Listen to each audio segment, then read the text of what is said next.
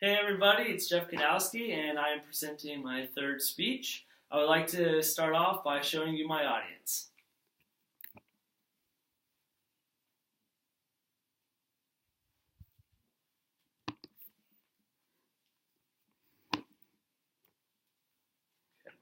Let's begin. Have you ever had an appreciation for art, especially when it comes to drawing or painting? I have been drawing and painting for over 10 years now, and I've also taken courses throughout high school and even in college. And I would like to show you that drawing three-dimensionally can be broken down in just a few easy, simple steps. And the reason I'm showing you this is because I noticed that according to the demographic survey, only about 20% of her classmates stated that drawing or arts and crafts as one of their hobbies. Perhaps this is because maybe you don't feel like you possess the skills to draw three-dimensionally, or maybe it could just be a little intimidating, and I would like to show you just how exactly simple this process is. For demonstration purposes, I will be showing you how to draw a sphere. And so we'll begin with step one. And with step one, you want to establish your shape. And this is going to be, since we're doing a sphere, it's just going to be a circle. And we'll go ahead and put a horizontal line in for reference so that our sphere isn't just floating, it's sitting on a table.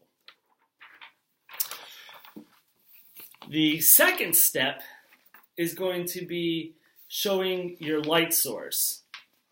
And I drew this ordinate plane to kind of show you position of your light source. And because light source is typically from above, you're going to want to make sure that it's on the upper half of your sphere or your circle.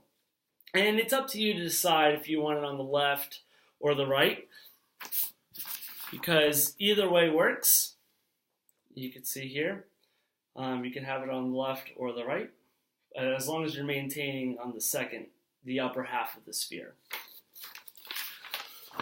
Once your light source is established, you then want to show your shadow. And in order to show your shadow, you want to follow this projection line. So make sure you're following your light source. Now the shadow is going to be represented by a banana shape. And the casting shadow will then be an oval. And this will show you the placement for the shadow. The next step, step 4, is going to be to shade. And what you want to do is create a gradient. And here you can see it's much darker where the shadow is and much lighter where the highlight is. And when shading, you want to follow the pattern of a circle for your highlight and follow that shape or the pattern of the banana for your shading. And if you're just using simple pencil or any kind of medium, you just press a little harder when you're creating the shadow, and then you press lighter for the highlighted area. And that's how you can get a smooth gradient.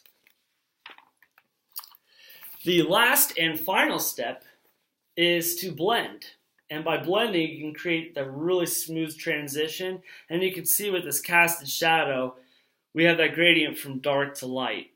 And same with the banana shape to the circle for the highlight. You're going to create a gradient between the two.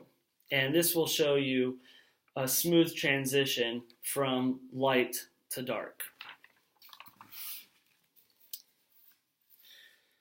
So you can see that just by following a few simple steps, that creating three-dimensional shapes is actually fairly simple. Again, you just want to 1, distinguish your shape, 2, your light source, 3, your casted shadow, 4, your shading, and 5, blending.